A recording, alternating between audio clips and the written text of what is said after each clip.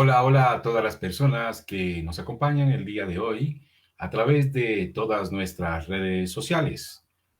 Hoy estaremos acompañados de Leonardo Amorocho, contador público egresado de la Universidad San Buenaventura, quien nos vendrá a contar acerca de estos talleres de inmobiliarios.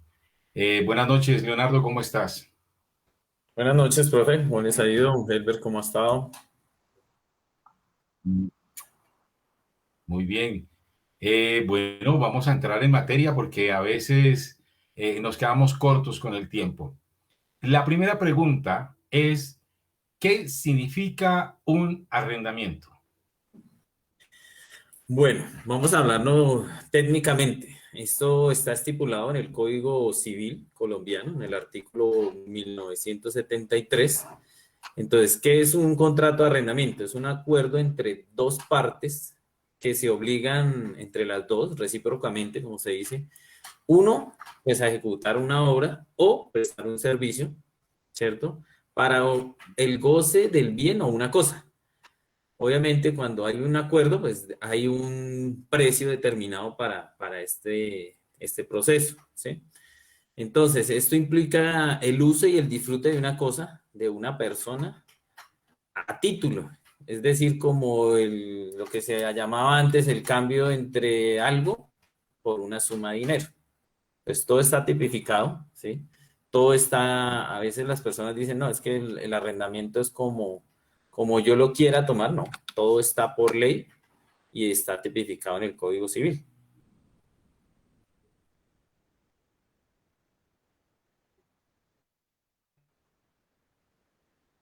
Bueno, entonces, de acuerdo al gran crecimiento demográfico que existió en Colombia, en el año 2003 salió la ley 820.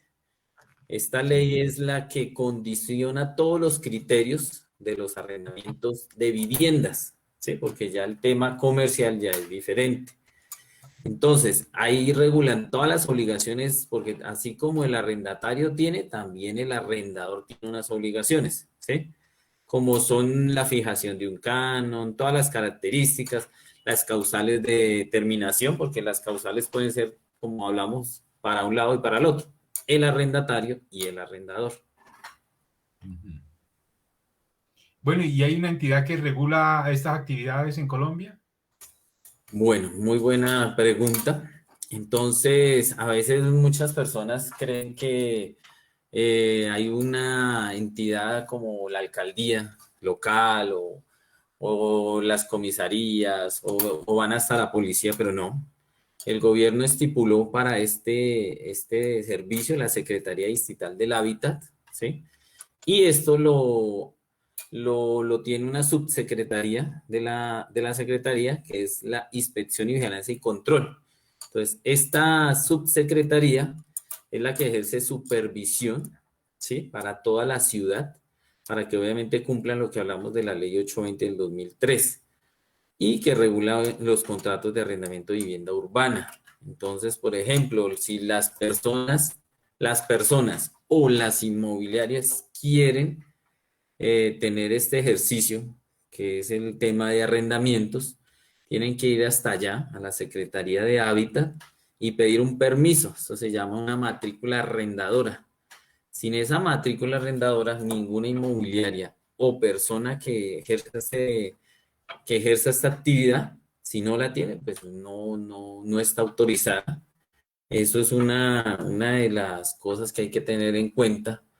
¿Por qué? Porque si llega a suceder algo y yo me quiero quejar, entonces voy hasta allá, pero ellos van a decir, venga, regáleme el contrato de arrendamiento. Entonces miran el contrato de arrendamiento. Entonces en los contratos tiene que estar especificado, pues, quién es el que le está arrendando y obviamente tiene que aparecer el NIT y la matrícula arrendadora. Y este número, pues, lo da la Secretaría de Hábitat. Asimismo, pues obviamente la Secretaría de Hábitat está anualmente supervisando lo que yo les decía, las inmobiliarias o las personas que ejerzan esta actividad económica.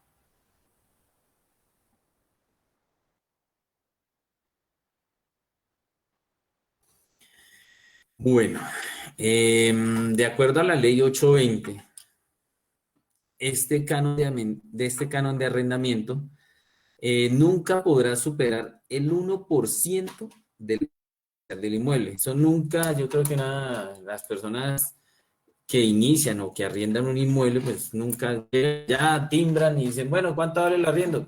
Pero pues no, nunca se fijan en el valor, ¿sí? Pero hay personas que, digamos, le arriendan, no sé, 1.000.000 de pesos, 500.000 pesos, y año tras año le van subiendo, no, es que este añito le va a subir más porque pues no, todo eso está fijado en la ley 820. Y una de las cosas importantes es esa, no, a mí no me pueden cobrar más del 1% del valor comercial del inmueble, ¿sí? Entonces, acordémonos que de pronto hay confusión o las personas tienden a confundir el valor catastral con el valor comercial, ¿sí? Ese nombre catastral pues, lo hemos escuchado mucho porque cada año nos llega un recibito que dice el cobro del impuesto, ¿cierto? Entonces ahí siempre nos va a aparecer el avalúo catastral, pero ese nunca es el valor igual al valor comercial. Y en esa ley dice que ese valor catastral nunca puede ser dos veces al valor comercial. Entonces, a veces cada año los propietarios nos llega el recibo en enero, febrero, marzo para pagar ese impuesto. Entonces, siempre nos va a subir, pero tenemos que verificar si nosotros queremos que nos hagan una corrección o una verificación, pues hay que tener en cuenta lo que hablábamos hace 8 días del avalúo, ¿sí? Si yo veo que el valor catastral no es correcto, ¿por qué? Porque pues, por la situación del predio, las características, la ubicación, el estrato, pues a veces Catastro pues pasa por la casa, verifica, hace su hojita y mira para arriba, así, 4 o 5 pisos, esto más o menos vale tanto. Obviamente pues uno verifica, si uno no está de acuerdo, pues hace uno la reclamación. Leonardo, Entonces, bueno, ¿y cada cuánto y en qué proporción se podría incrementar el canon de arrendamiento de una vivienda urbana? bueno, entonces, hablamos de la vivienda, estamos hablando únicamente de arrendamientos de vivienda urbana, ¿sí? Esto muchas personas no le estipulan en el contrato de arrendamiento. ¿Por qué? Como yo les decía antes, no, que es que yo el otro año le voy a subir, no sé, 20.000, 30.000, 50.000, 100.000. No, la ley 820 es muy clara y dice que únicamente le podrá subir el IPC. ¿Qué es el IPC? Es el índice de precios al consumidor. ¿Quién lo dictamina? El gobierno nacional. Un ejemplo, el IPC del año 2020 fue del 1.61. Entonces, si yo firmé un contrato el pasado en julio, ¿sí? 1 de julio, a mí me incrementan el canon de arrendamiento únicamente del 1.61. El arrendador no me puede decir, no, que el 1.61 es muy poquito. Pues sí, pero es que eso es lo que dice la ley y lo que determinó el gobierno nacional. Hace 2 años, pues sí, el incremento del IPC fue el 3.61, ¿sí? Pero pues este año, obviamente, ¿cómo los sacan? Pues de acuerdo a las actividades que duró el gobierno, de acuerdo al tema de demanda, de oferta. Entonces el año pasado, pues obviamente por temas de pandemia únicamente, el IPC quedó en el 1.61.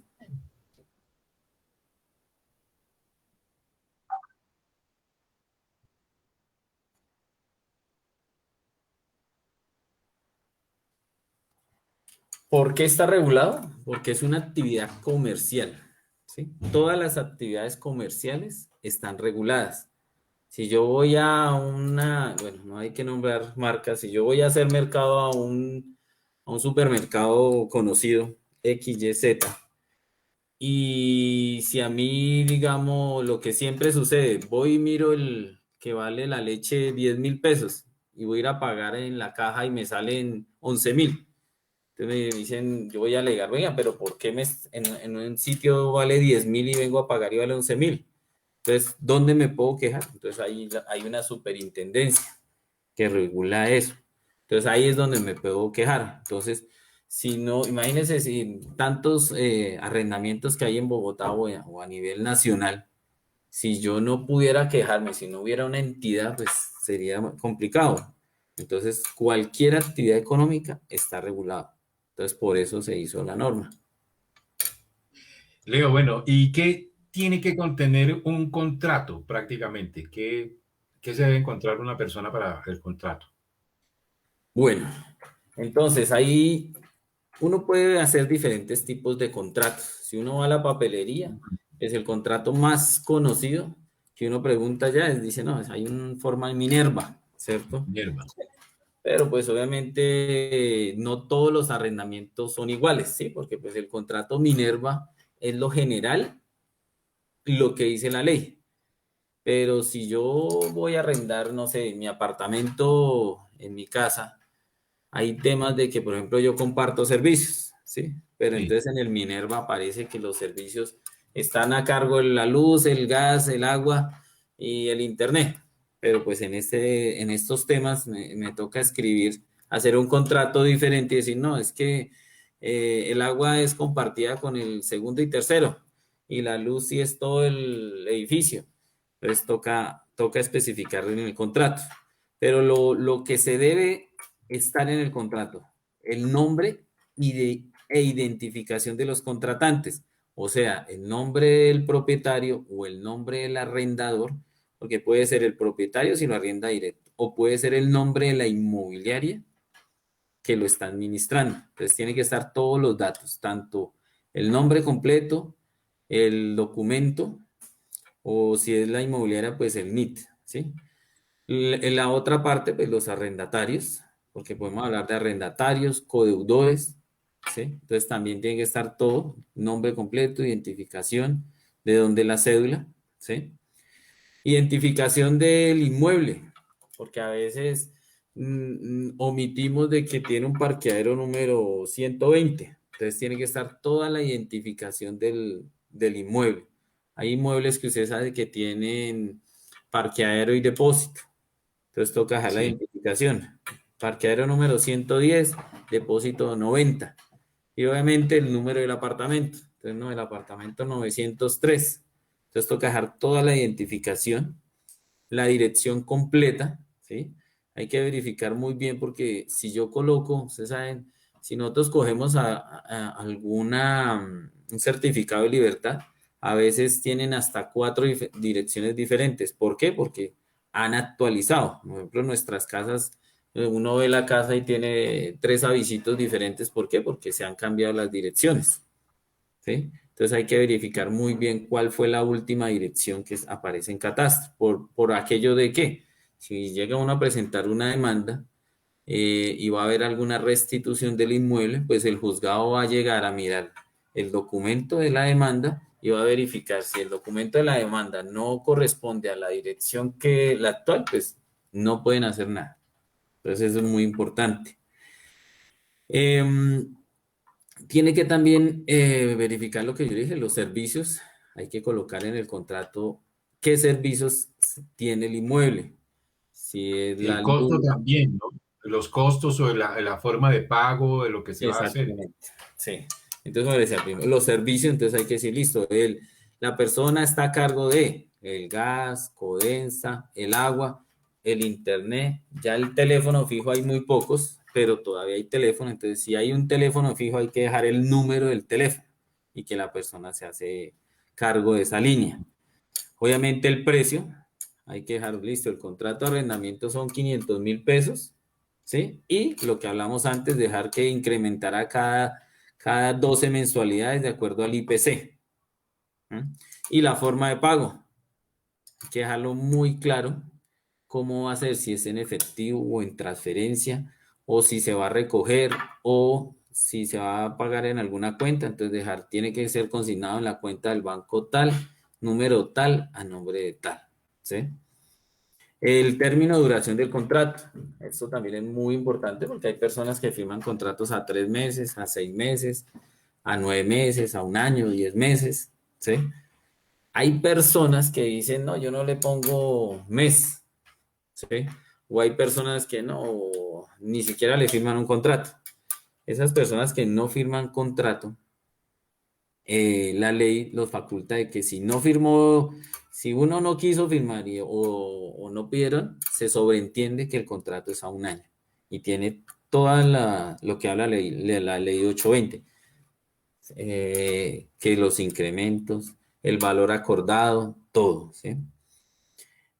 Eso es lo mínimo que debe tener el contrato de arrendamiento.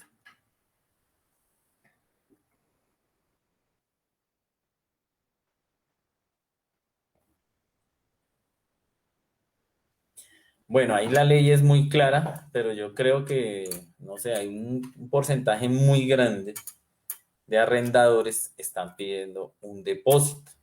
¿Por qué? Porque dicen, no, es que si se va la persona y como los servicios llegan vencidos y si se va la persona después, ¿cómo yo le cobro? ¿Sí? O me dañaron la cocina, o me dañaron una puerta, o rompieron el lavamanos. Entonces las personas les dicen, bueno, yo para arrendar, entonces el canon vale 500, pero me tienen que dar un depósito de 200. Entonces no es legal. Mucha gente lo hace de pronto por necesidad, ¿sí? Porque dicen, listo, yo le dejo el depósito, yo no hago nada, ni le voy a hacer nada, pero de confianza yo le dejo el depósito. Pero no, eso es ilegal, ¿sí? Eso ya está estipulado en la ley, ¿sí? Entonces, lo que puede exigir el arrendador al arrendatario, pues es sacar un seguro, lo que hablamos también hace 8 días, ¿sí? Ya hay seguros para canon de arrendamiento, ya hay seguros para daños, ya hay seguros para servicios públicos. Entonces, nosotros, bueno, yo creo que no tenemos la cultura de los seguros, no nos gustan los seguros, pero ya hemos visto que ya aseguramos una moto contra todo, un carro, un seguro contra todo aparte del SOAT, pues es muy bueno. ¿Por qué? Porque a veces sucede, ¿no? Que se rompió un tubo o se saltó el taco y dañó todo el sistema eléctrico. Entonces hay muchos seguros en estos momentos para poder, digamos, respaldar el inmueble por todos esos siniestros, tanto como cánones de arrendamiento como problemas que tenga el inmueble. Mm. Bueno, Leo, ¿cómo puedo proteger o para garantizar el pago de mi arriendo? ¿Cómo puedo garantizar eso? ¿Cómo lo puedo proteger? Bueno, entonces hay dos formas, ¿cierto? Arrendándolo directamente y yo como propietario puedo ir a cualquier aseguradora. Aquí no vamos a nombrar aseguradoras, digamos, es como las EPS, que a mí me digan, venga, ¿qué EPS es buena? Pues todas son buenas, ¿sí? Lo Ujú. mismo las aseguradoras. Obviamente deben ser aseguradoras reconocidas, ¿sí? Que no sean por allá con nombres diferentes o raros. Entonces, yo como propietario puedo ir a una aseguradora y decirle, venga, yo quiero sacar una póliza para mi inmueble de arrendamiento. Entonces le dicen, ah, bueno, listo, necesito ciertos documentos. ¿Qué documentos? Como lo hemos nombrado, el certificado de libertad, el impuesto predial, 2 copias de servicios públicos y la fotocopia de la cédula de los propietarios o el propietario. Ahí les piden una póliza, entonces le dicen, listo, usted ya tiene una póliza. Entonces las personas que quieran acceder al inmueble, entonces uno le dice, listo, Pedrito, entonces lo que usted tiene que hacer es llenar este formulario, anexar estos documentos, ¿sí? ¿Por qué? Entonces, por ley, no por ley, sino por normas, digamos, de mi salario, yo únicamente podría destinar para arriendo o para vivienda máximo el 30% de lo que yo gano. Por eso a veces uno va a los bancos y dice, venga, pero yo quiero pedir un préstamo y dice, no, pues que su capacidad de pago no le da para eso. Es lo mismo para arrendamientos. Si yo me gano 1 millón de pesos, ¿sí? Entonces yo no puedo pagar un arriendo o decirle a la aseguradora es que sí, el arrendamiento vale 800.000. Pues porque la aseguradora dice, no, ¿cómo así? Usted gana 1 millón y va a arrendar algo de 800, entonces ¿cómo va a pagar servicios? ¿Cómo va a pagar salud? ¿Cómo va a pagar transportes? Todo eso, ¿sí? Entonces, para garantizar mi arriendo, entonces sería o yo como propietario sacar una póliza o por medio de una inmobiliaria. Entonces, la inmobiliaria les piden casi una misma póliza, pero obviamente la inmobiliaria les va a cobrar al propietario un porcentaje de comisión de administración.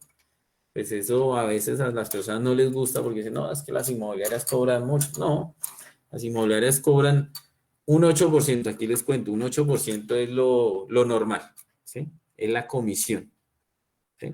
¿Qué incluye esa comisión? Pues que le administren su inmueble, que usted no se tenga que entender con el arrendatario. El arrendatario no le diga, no, es que venga en 10 días y yo le pago la mitad, y venga la otra semana y le doy otro poquito, ¿no?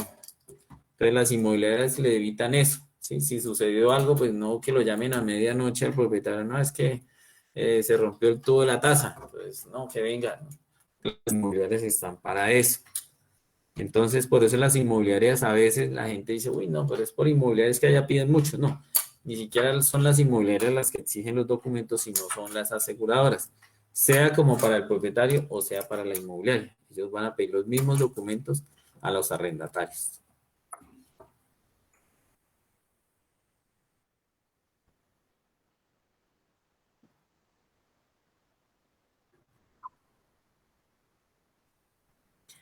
Bueno, eso hace muchas personas y dicen, no, es que yo ya no vivo ahí, entonces yo dejé a mi primo, dejé a mi tío. No. Entonces, el 100% de los contratos de arrendamiento, sea Minerva o sea los que se realizan comúnmente, en una de las cláusulas dice que eso está prohibido, ceder o subarrendar, porque a veces también le gusta a las personas, entonces tengo un apartamento de 3 habitaciones y voy a arrendar una. No, eso está prohibido siempre y cuando no cuente con la autorización del arrendador o el propietario si lo arrienda directamente. Eso ya sería como una causal de terminación del contrato. Muchas personas sí lo hacen, digamos, arriendan un apartamento pero no tienen vehículo. Entonces ellos tienden a arrendar el parqueadero como para solventar un poco el valor del arriendo, ¿sí? Pero eso es una causal y es ilegal, ¿sí? Tampoco yo, como le digo, si el contrato está a nombre mío de Leonardo Morocho, pues no puedo irme del inmueble y llamar al propietario de la inmueble. No, es que ahora lo tiene mi primo, Camilo Amorocho. Entonces él le va a responder por el arriendo. No, eso es ilegal, porque igual la persona, yo seguiré en el contrato y yo seré el responsable si se llegara a dejar de pagar o si hay algún inconveniente. Entonces eso es ilegal y eso es una causal de dar por terminado el contrato. Leo, ¿cuál es el tiempo de duración de un contrato y si lo arriendo, o, bueno, si el arriendo se fija con un tiempo, ¿cómo sería ahí la situación? Bueno, como yo les manifestaba, yo puedo hacer arriendos a 1 mes, a 2 meses, a 3, a 6, a 9, a 12, a 2 años. Por ejemplo, los arriendos comerciales nunca casi se arrienda 1 año porque pues, la persona siempre le va a invertir en el local como para hacer adecuaciones o ingresa, digamos, máquinas, neveras, bueno, X, Y, Z. Entonces la persona dice, no, yo invertí un dinero y yo lo podré recuperar, no sé, en 15 meses, 18 meses. Entonces no hay un mínimo, no hay un máximo, ¿cierto? Pero como me dice, si no hubo un contrato verbal y nunca dijimos a cuánto tiempo, se sobreentiende por ley que es a 1 año, ¿sí?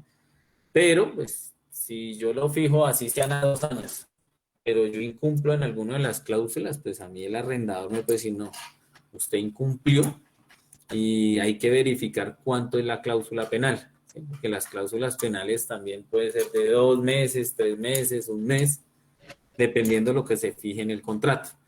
Entonces, profe, tiempo mínimo no hay, ni máximo. Entonces yo puedo hacer eso, pero sí es importante es dejar, digamos, si yo hago un contrato a 2, 3 años, debo especificar que a los 12 meses, como hablamos antes, incrementa. Así el contrato esté a 3 años, pero cada año, durante esos 3, pues debe incrementar cada año, a los 12 meses, a los 24 meses y a los 36. Eso sí hay que dejar muy claro porque después ahí lo que no está escrito, pues no se puede alegar. Sí, todo tiene que estar bien escrito, bien sustentado, si no, como dicen vulgarmente, pailas. Exactamente. Sí, señor. Sí.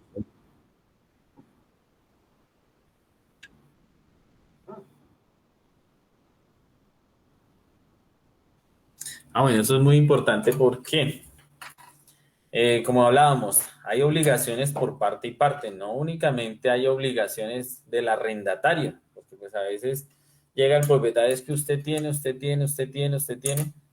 pero ese propietario o ese arrendador o la inmobiliaria, pues también tiene unas obligaciones, ¿sí?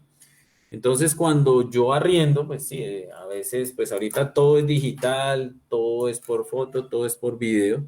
Entonces, las personas que llaman, no, es que necesito averiguar sobre el inmueble. Entonces, le dicen, no, tranquilo que yo le envío fotos.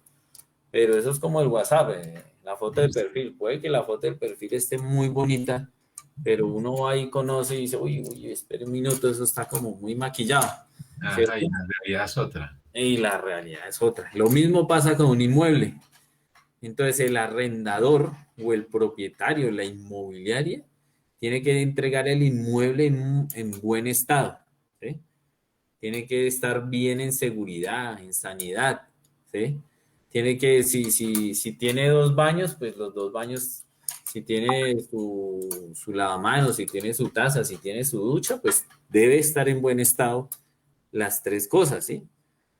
Porque yo no puedo entregar, no, es que un baño no le sirve el sanitario. No, no, no. Si usted me lo mostró con 2 baños, pues tiene que estar sirviendo todos los servicios, los conexos, la tubería, las llaves, ¿sí?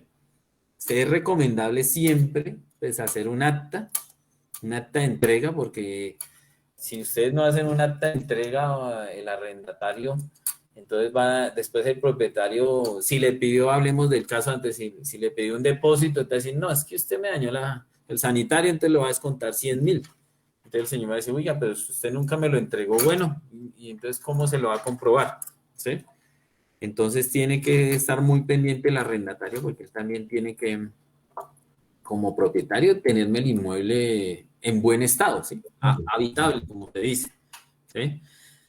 Es muy importante también, y lo dice la ley, que cuando yo celebro un contrato por escrito, se firman, bueno, las partes, como hablábamos, el propietario o el arrendador o la inmobiliaria, el arrendatario y sus codeudores. Entonces, cuando se celebre ese contrato, el arrendatario debe exigirle una copia de ese contrato.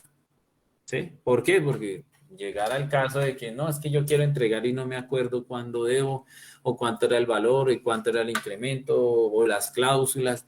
Entonces, yo como arrendatario debo exigir esa copia del contrato y tiene que ser también el original. Entonces, por eso siempre se imprimen 2 o 3 copias. Una para el arrendatario y 2 se quedan para el propietario, ¿sí? Cuando yo también esté cuando yo arriende en propiedad horizontal, el propietario también tiene que hacerme, digamos, darme toda la información necesaria del conjunto. ¿Por qué?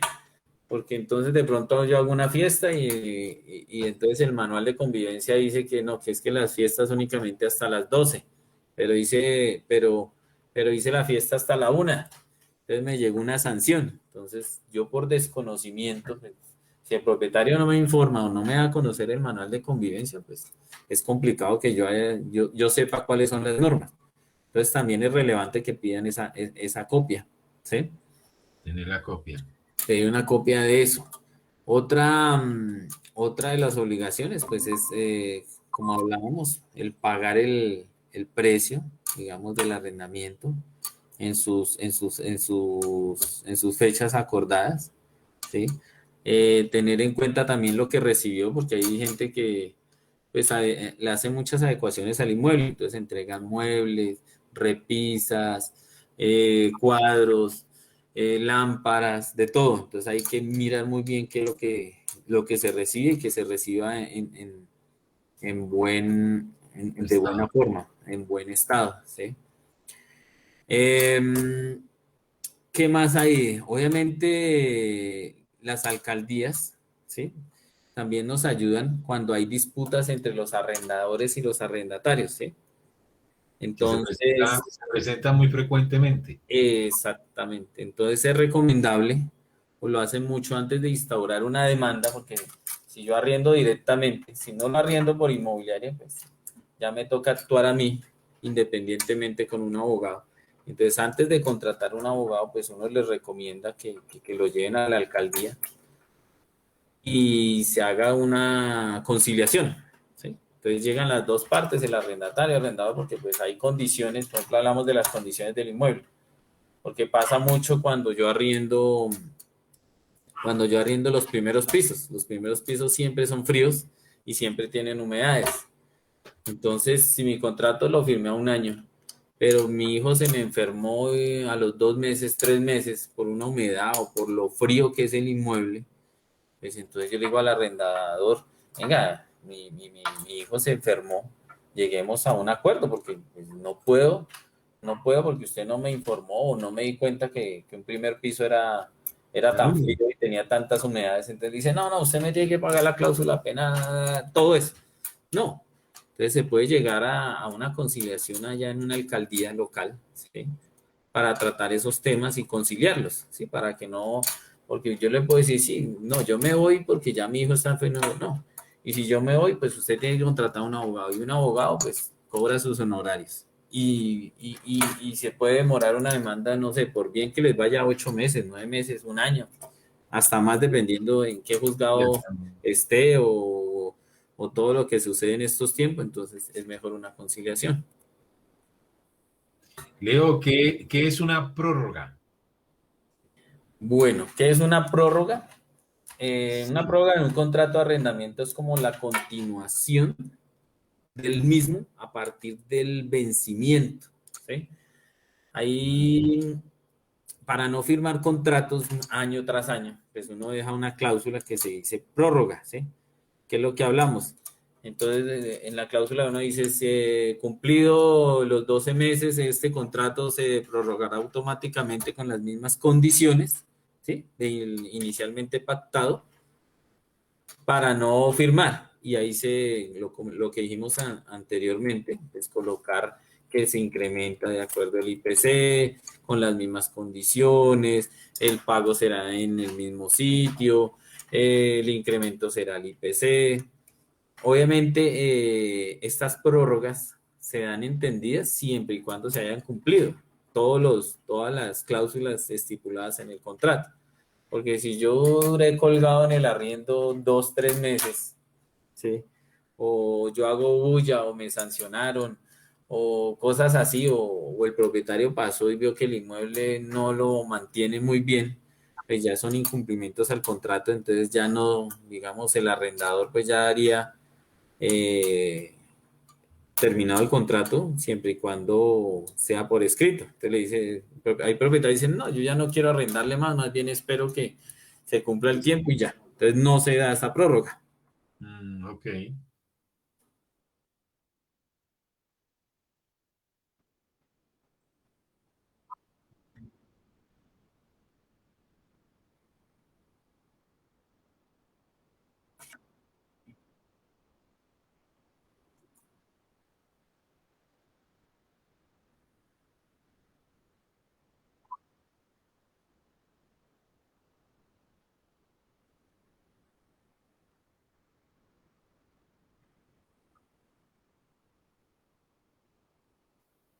Bueno, eso es una alternativa, digamos, buena para el arrendatario y regular para el arrendador o para el propietario, ¿sí?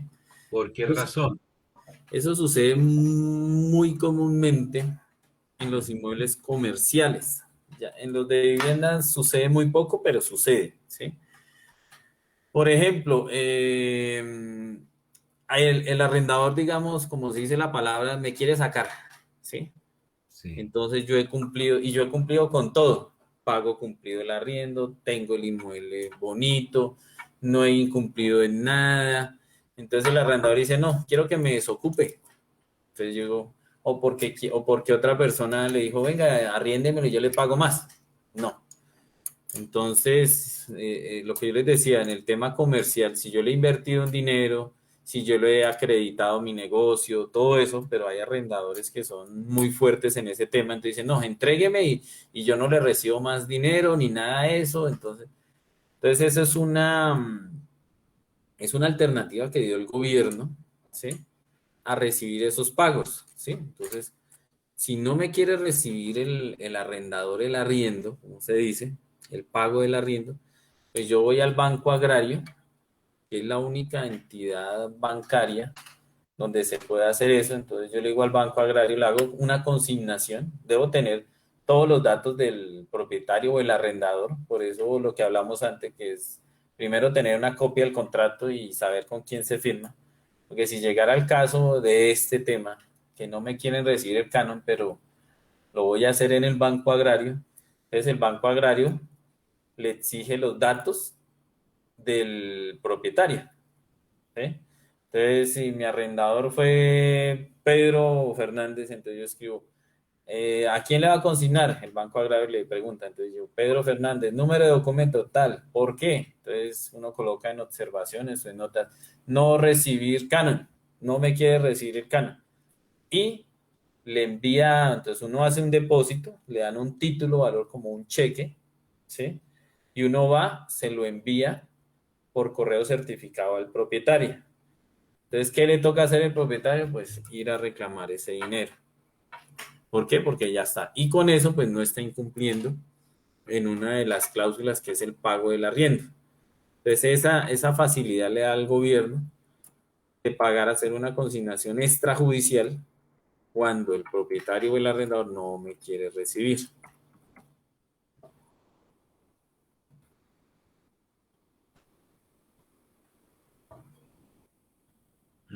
Bueno, y hablando de terminar, Profe, ya. cómo puedo yo terminar o dar por concluido un contrato de arrendamiento? Bueno, eso es una... ¿No se escucha? Sí, yo escucho bien. Listo. Entonces, ¿yo cómo puedo terminar un contrato de arrendamiento? ¿Sí? Se está entrecortando. Sí, sí. Listo. Entonces, ¿cómo puedo terminar un contrato? La ley 820 del 2003, que es la que hemos estado hablando, en cualquier etapa del contrato, yo lo puedo terminar. En un número uno, si estamos de común acuerdo entre las dos partes, lo podemos terminar. ¿Sí? Dos, lo que hablábamos, si yo veo como arrendador que la persona ha incumplido cualquiera de las cláusulas, yo lo puedo dar por terminado. ¿Sí? ¿Por qué? ¿Cuáles son las cláusulas más comunes para dar terminado? El no pago del canon de arrendamiento o que la persona no me haya pagado los reajustes del año, ¿sí? Lo que hablamos de la prórroga y del IPC, ¿sí? Cuando el arrendatario, esto es muy importante, cuando el arrendatario no haya pagado los servicios públicos, ¿sí? O haya hecho algo con los servicios, ¿sí? Porque a veces hay arrendatarios muy golosos, como se dice, entonces no pagaron el agua, le pusieron el sello y ellos muy orondos le quitaron el sellito. Entonces, si el acueducto se llega a dar cuenta de eso, pues hay una sanción pecuniaria muy grande y obviamente, ¿quién la tiene que pagar? Pues el propietario. Entonces, eso es una de las causales también. Si yo, esto se está prestando mucho, si yo arriendo algo de vivienda, entonces en el contrato tiene que estar estipulado listo. Para el uso del inmueble, entonces, como es vivienda, únicamente le puedo utilizar para vivienda. Pero hay personas que lo utilizan para temas comerciales, ¿sí? Entonces eso es una causal. Si yo firmé un contrato y sabía que únicamente lo podía utilizar para vivienda, pero lo estoy utilizando comercialmente, entonces eso es un incumplimiento. O lo estoy subarrendando, lo que yo le mencionaba antes, 3 habitaciones, entonces yo arriendo una o arriendo el parqueadero sin la autorización del propietario. ¿Sí? O esto también es muy importante, si yo como arrendador, propietario o inmobiliaria me doy cuenta que el inmueble están haciendo cosas no debidas, cosas delictivas, cosas, bueno, que ya lo sabemos con esas palabras, qué pueden hacer en el inmueble, pues tenemos que dar por terminado el contrato porque pues si es algo bien delicado, venta de, no sé, estupefacientes o cosas de, no sé, prostitución, pues el gobierno puede hacer una expropiación del inmueble. Entonces, eso es una de las causales que debemos hacer eso. La destrucción del inmueble, porque hay personas que se les arrienda y eso destruyen o tienen 5 perritos y los vuelven nada, inmuebles muy delicados, las puertas, todo eso. No, es que quise tumbar una pared porque es que le hice un arco a la pared, entonces la veía muy bonita, entonces no, no se pueden hacer ningún tipo de arreglos o mejoras sin la autorización del arrendador, ¿sí? Y lo que hablábamos, la gente que arrienda en propiedad horizontal, entonces que no acaten las normas de convivencia, las normas de parqueadero o de las áreas comunes, que lo estén sancionando, pues eso es una de las causales que puede el arrendador, el propietario, la inmobiliaria para dar por terminado unilateralmente el contrato, ¿sí? Pero hay que hacérselas, digamos, saber a la persona por qué se le va a terminar el contrato.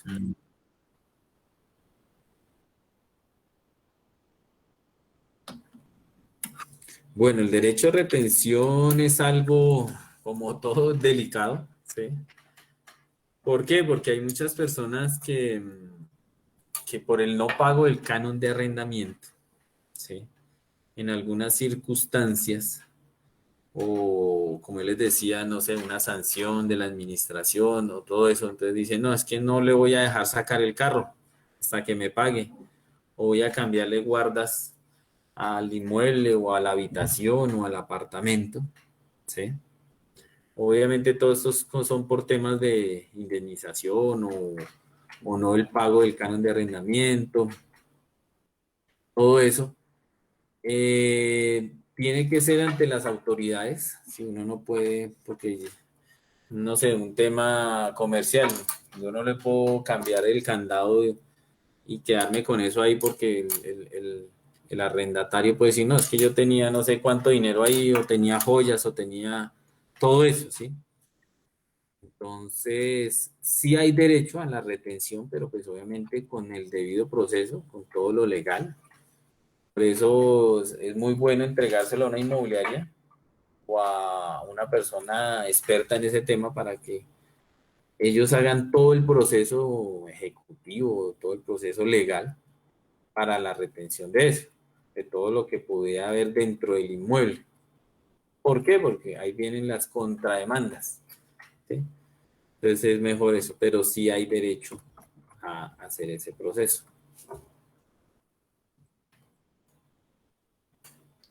Leo, ¿qué es un desahucio?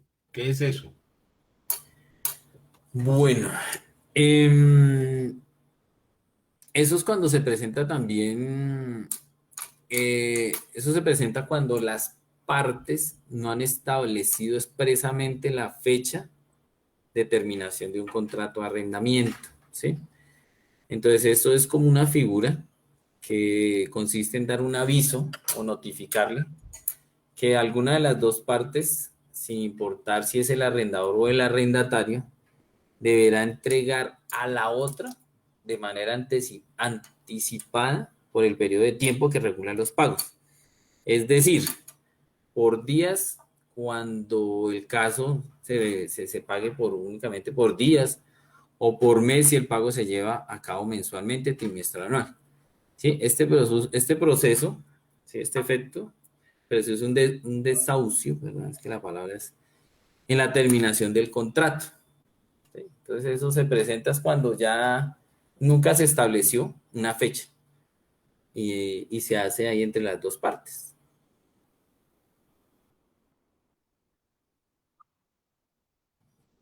Bueno, estas medidas cautelares, como yo le decía, es algo tema jurídico, ¿sí? Entonces, cuando se hace el proceso, cuando ya uno contrata a un abogado o la aseguradora ya hace un proceso, ¿sí? Cuando ya se presenta una demanda, pues obviamente hay que buscar qué tiene la persona, ¿sí? Entonces, por eso las aseguradoras piden mucho el tema de patrimonio, ¿sí? Entonces, no, ¿qué tiene de patrimonio? Entonces, no. O piden, digamos, un certificado de libertad, que alguno sea el arrendatario, o sea el codeudor, debe tener un patrimonio, ¿sí?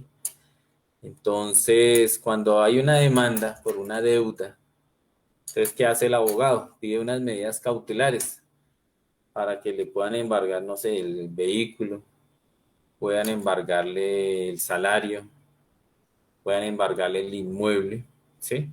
¿Y esto con qué finalidad es? O le mandan un comunicado al banco para que embargue las cuentas, para que se las congelen, ¿sí? ¿Esto qué, pues qué finalidad? Pues para poder asegurar lo que se debe, las cánones, o las indemnizaciones, o las deudas que surgieron en el contrato, servicios públicos, todo eso, ¿cierto? Entonces, por eso las aseguradoras, perdón, los inmuebles que tengan afectación o afectación de vivienda familiar, pues no les sirve porque no pueden entrar a hacer este tipo de medidas cautelares, porque ya es un inmueble que es de de vivienda familiar, ¿sí? Esas serían las medidas cautelares, pero eso ya lo hace directamente el abogado o la aseguradora mediante un abogado. Leo, nos estamos pasando.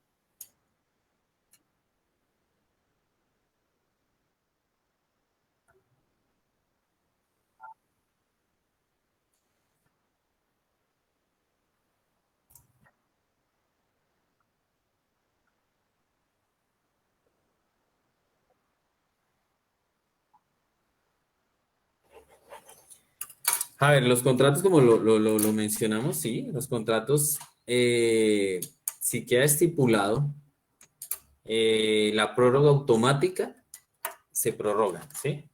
Pero si yo digo que el contrato va por 6 meses únicamente, y para poder terminarlo yo tengo que avisar un mes antes, o como dice la ley, 3 meses antes al vencimiento si es vivienda, y 6 meses con anticipación si es comercial, pues ahí no habría tipo de prórroga automática. Tiene que estar estipulado en el contrato de arrendamiento. Si no está estipulado, debo hacer un nuevo contrato. Ahí.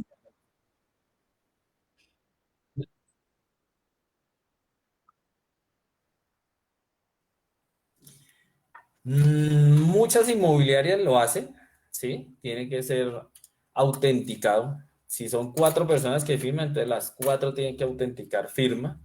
No es necesario, por allá en el gobierno de Pastrana, la ley antitrámite salió. Entonces no les exigía que tenía que ser, hemos dicho, ley no es ley. Por ningún lado, ni en la ley 820 nombran que es que tiene que ser autenticado, pero por seguridad sí, porque ustedes saben que cualquier persona puede cargar una cédula, ¿sí? Lo que nos pasa también con a veces que no, es que nos sacaron una línea celular. ¿Y con qué fueron? Con la cédula, ¿sí? Entonces, por seguridad, sí se les debe por lo menos que firme el deudor, el arrendatario, perdón, y que los deudores pues que dejen su firma y huella, pero no es, digamos, no es obligatorio, ¿no? Leo, me acaba de llegar también unas preguntas. No es obligatorio. Leo, ¿qué tan seguro es para un propietario consignar su apartamento a una inmobiliaria para arrendarlo o venderlo? Aunque ya tú lo explicaste, pero ¿Me puedes decir qué se puede Sí, hacer? digamos, Es recomendable. sí es seguro, ¿sí? Lo que hablábamos, nosotros no podemos dar nombres. Lo que sí, sí Sí, recomendamos es que si yo le voy a dar el inmueble a una inmobiliaria, que yo me asegure que la inmobiliaria pues tenga años de experiencia, por lo menos ir a conocer la oficina. Todo ahorita está por internet. Si yo quiero consultar al profe por internet, yo pongo Google y él me dice quién es el profe, qué tiene, dónde está todo eso. Lo mismo, es como el Face, ahorita todo se mueve por redes sociales. Yo puedo consultar la inmobiliaria y mirar los comentarios, ¿sí? Porque han salido varios artículos, varios programas sí. sobre los temas de inmobiliaria, que inmobiliarias de garaje, que inmobiliarias que casi me vendió mi inmueble, que ya no me paga, que no he podido ni siquiera entrar a mi inmueble porque la inmobiliaria no me deja. Sí es seguro, pero digo, es como la pregunta de las EPS, ¿qué EPS es buena? No, todas son buenas, pero a todos no nos ha ido muy bien en las EPS. Entonces eso, sí es seguro, pero hay que consultar y saber, por ejemplo, si tiene matrícula arrendadora, cuántos inmuebles tienen, dónde quedan las oficinas, quién es el propietario, todo eso se puede ya consultar. Entonces, sí es bueno y se evita uno, digamos, mucho tema administrativo y dolores de cabeza. Y dolor de cabeza.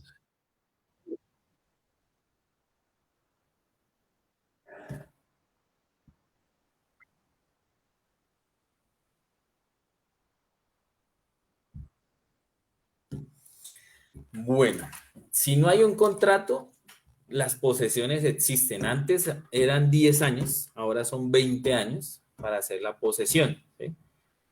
Entonces, esas personas que no tengan contrato y sea solo verbal, pues sí se les aconseja hacerlo, ¿sí? Es lo mismo los contratos laborales, ¿sí? Puede que yo tenga hace Ujú. 20 años una señora del aseo, pero nunca le he hecho contrato. Cuando yo voy a de pronto a liquidarla, digo, no, chao, no. La señora dice, no, pues es que usted me debe 20 años de seguridad social, indemnizaciones, vacaciones, no, es lo mismo. Es mejor hacer contrato, pero yo creo que en estos momentos nadie puede tener un arrendatario hace 10 años, 15 años y que no le exija un contrato de arrendamiento, ¿sí? Entonces sí pueden hacer eso, una pertenencia, ¿cierto? Sobre el inmueble. Entonces hay que asesorarse, como hablábamos hace 8 días, asesorarse muy bien, sea una inmobiliaria, sea de un abogado, y empezar. Si la persona Abogado. no le quiere firmar el contrato, pues ahí hay que acudir a una alcaldía. Si la alcaldía no se puede resolver, pues ya es un tema de abogado. Oye, Leo, ¿puede un inquilino declararse en bancarrota, no pagar renta y quedarse en el inmueble? Puede pasar eso, ¿cierto? Eso es como un vacío jurídico, ¿sí?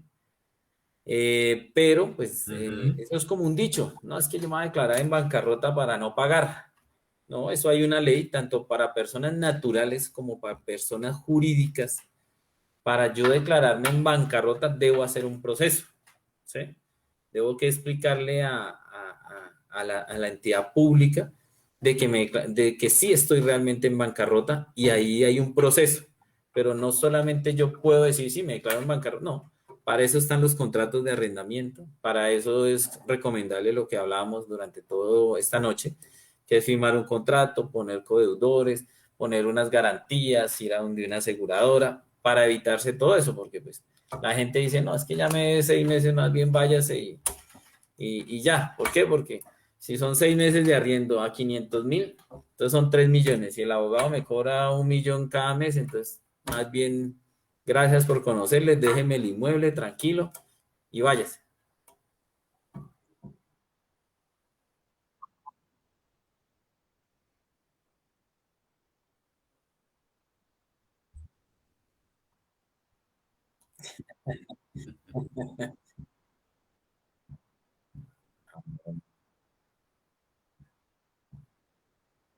Sí.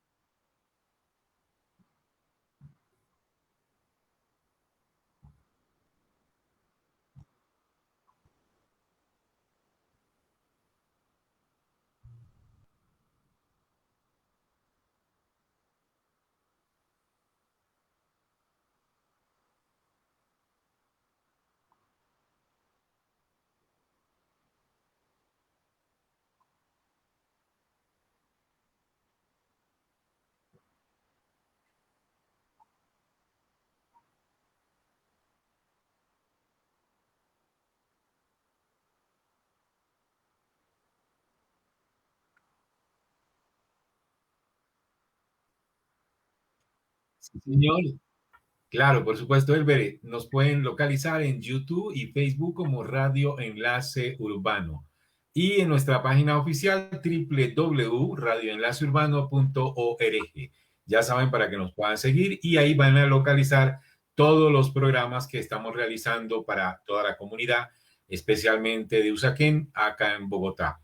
Muchas gracias a Leonardo, a Elber por este taller que hemos tenido en la noche de hoy. Muchas gracias a todos. Elber. Bueno, muchísimas gracias por esta nueva oportunidad de poder hablar con todos, con la comunidad. Gracias a las personas, ya han ido 2 personas a visitarnos allá en la gobernación de Cundinamarca. Hoy estuvimos en La Calera, ayudándolos también a un tema que tenían. Y estamos con las puertas abiertas en el Salón Comunal de Babilonia a las personas que quieran visitarnos y poder nosotros colaborarle. Estamos pendientes. Dios los bendiga y muy buena noche. Síganse cuidando.